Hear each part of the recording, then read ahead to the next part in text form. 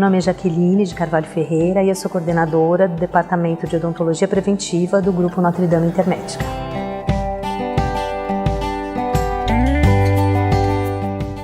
A litose é uma condição anormal do hálito, né, que pode acontecer de uma maneira transitória, né, em algum período, em alguma situação, ou ela pode se tornar crônica. A litose é uma condição, né, não é uma doença, é um reflexo de que alguma coisa não está funcionando bem, né, seja em termos de higiene, ou seja em termos de sistema do corpo.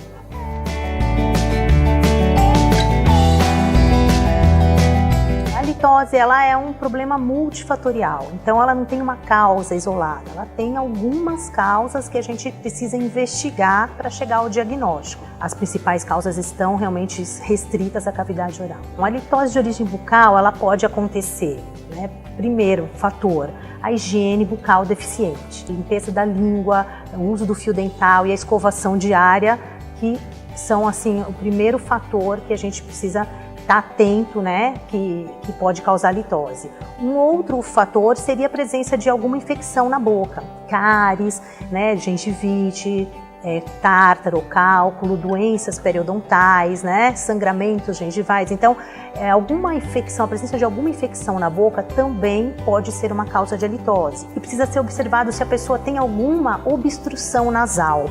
Por exemplo, pólipos, né, obstruções por desvio de septo, se ela tem algum problema respiratório que a impeça de respirar corretamente pelo nariz, rinite alérgica, sinusites crônicas, respiração bucal, né, isso tudo precisa ser investigado, porque quando a pessoa tem uma deficiência nessa área, ela respira da maneira errada, ela não utiliza o nariz, ela respira pela boca, o que acontece? Tem um ressecamento bucal.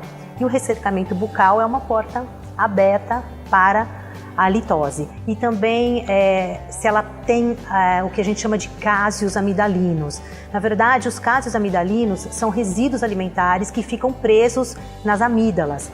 Isso acontece em algumas pessoas que têm anatomicamente uma amígdala muito grande, hipertrofiada, com algumas reentrâncias, com algumas saliências, que tem como se fossem umas cavernas nas amígdalas, né? E essas reentrâncias, o que acontece? Quando a pessoa se alimenta, o alimento fica retido naquela reentrância e sofre decomposição pelas bactérias e gera um mau hálito. A litose metabólica, ela é uma consequência de algumas doenças sistêmicas, né? Por exemplo, o diabetes, quando não está compensado, né? O diabético que não faz uma compensação, que não faz o tratamento, né?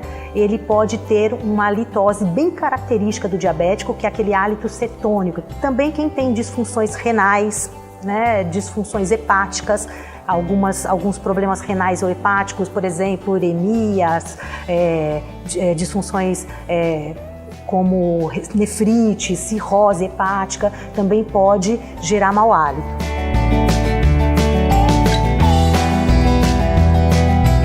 Como é um problema multifatorial, também tem uma série de coisas que a gente, vamos dizer, precisa cercar de vários lados para que a gente consiga ter um controle, né, desse hálito. Então, desde levar uma vida equilibrada, dormir suficientemente, controlar o nível de estresse, também evitar o consumo de alguns alimentos que são propícios, né, que têm um grande teor de enxofre, que são metabolizados, né, na boca e tenha, né, uma tendência a ter mais volatilização, por exemplo, alho, brócolis, embutidos, né, em geral, carnes gordurosas, fast food em geral, que tem um alto teor de enxofre, assim como leite integral, leite muito gorduroso, derivados de leite com muito teor de gordura. A gente precisa também lembrar de que tem que ter uma ingestão adequada de líquidos,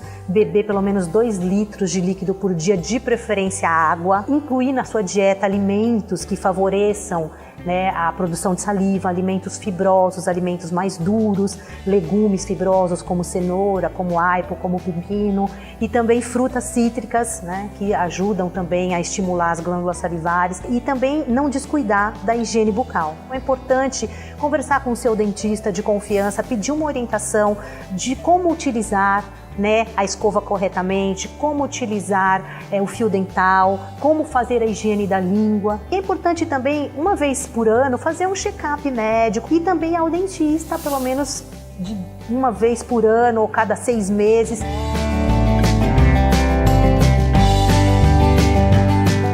O mais importante, a primeira dica é que a pessoa procure um profissional.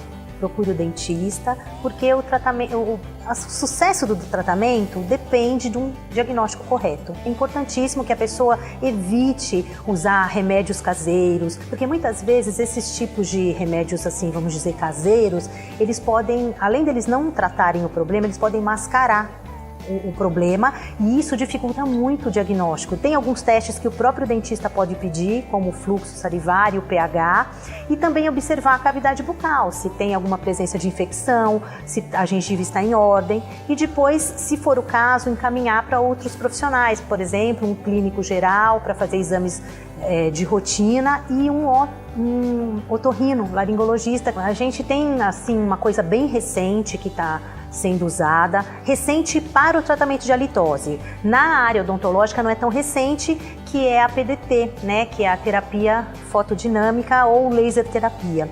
É um tratamento rápido, de 8 a 10 minutos cada aplicação, e é um tratamento indolor, né? Não requer anestesia, pode ser feito no próprio consultório, basta que o dentista tenha habilitação em laser terapia.